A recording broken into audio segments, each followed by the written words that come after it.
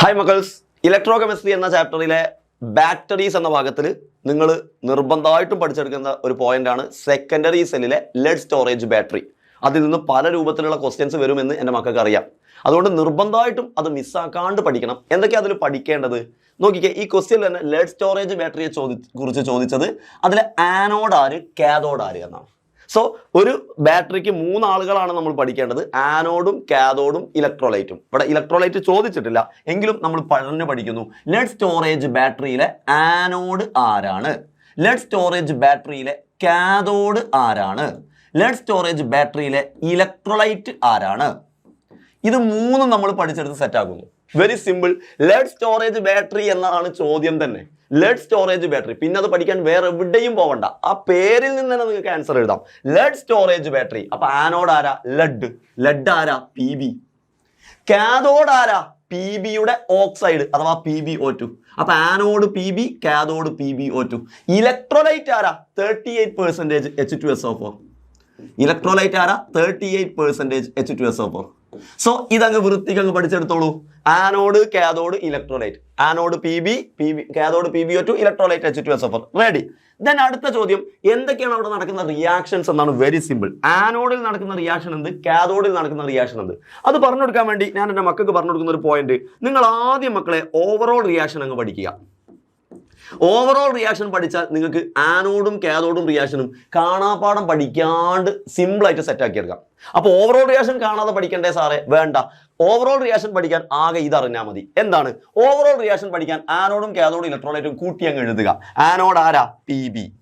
Cathode ആരാ? PbO2. Electrolyte ആരാ? H2SO4. കഴിഞ്ഞു.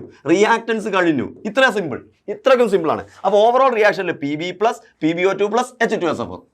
ഇനി ആൻസർ ആരാ? ഈ രണ്ട് PBയും കൂടെ രണ്ട് SO4 ആയിട്ട് കമ്പൈൻ ചെയ്യും. അങ്ങനെ രണ്ട് PbSO4 ഉണ്ടാവും. Very simple. ദെൻ രണ്ട് PBയും രണ്ട് SO4 കൂടി രണ്ട് PbSO4 ഉണ്ടായി. ബാക്കി Hഉം ഓക്സിജനുമാണ് ബാക്കി. Hഉം ഓക്സിജനും കൂടെ കമ്പൈൻ ചെയ്ത് H2O ഉണ്ടാവും. ദെൻ നമുക്ക് ബാലൻസ് ചെയ്യുന്ന പണി മാത്രമേ ഉള്ളൂ. ബാലൻസ് ചെയ്യാൻ ഈസിയാണ്. രണ്ട് PBയുടെ മുന്നിൽ രണ്ട് കണ്ടോ, അത് SO4ന് ബാധക. അപ്പൊ രണ്ട് SO4 ഇവിടെ ഉണ്ട്, അതുകൊണ്ട് രണ്ട് H2SO4. അപ്പോഴേ രണ്ട് SO4 ആകും. ഇനി രണ്ട് H2 ആക്കാൻ വേണ്ടി ഇവിടെ ഒരു H2 ഉള്ളൂ, അപ്പൊ രണ്ട് H2 ബാലൻസ്ഡ്. അഥവാ ലാസ്റ്റത്തെ മൂന്നാൾക്ക് രണ്ട് ഇട്ട് കൊടുക്കുക. ലാസ്റ്റത്തെ മൂന്നാൾക്ക് രണ്ടേ ഇട്ട് കൊടുക്കുക. കഴിഞ്ഞു.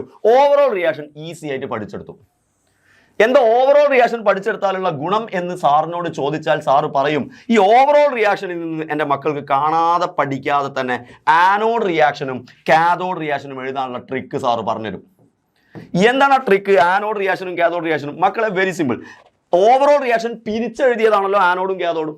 ഓവറോൾ റിയാക്ഷനെ പിരിച്ചെഴുതിയതാണല്ലോ ആനോഡ് റിയാക്ഷനും കാഥോഡ് റിയാക്ഷനും. അഥവാ ആനോഡും കാഥോഡും കൂട്ടി എഴുതിയതാണല്ലോ ഓവറോൾ റിയാക്ഷൻ. യെസ്. അതുകൊണ്ട് ആനോഡിൽ ആരാ? PB. അപ്പൊ PB ആനോഡിൽ എഴുതുക. കാഥോഡിൽ ആരാ? PbO2. അപ്പൊ PbO2 കാഥോഡിൽ എഴുതുക. അല്ലെ? ആനോഡിൽ PB, കാഥോഡിൽ PbO2. അത് രണ്ടും എഴുതി. ദെൻ രണ്ടുപേരും SO4 ആയിട്ട് കൂടി ചേരുന്നുണ്ട്. അപ്പൊ SO4 2- രണ്ട് സ്ഥലത്തും എഴുതുക. SO4 2- രണ്ട് സൈഡിലും അങ്ങ് എഴുതുക. രണ്ടും PbSO4 PbSO4. ദെൻ രണ്ടാളും കമ്പൈൻ ചെയ്തിട്ട് എന്തുണ്ടാവുന്നുണ്ട്? PbSO4 ഉണ്ടാവുന്നുണ്ട്.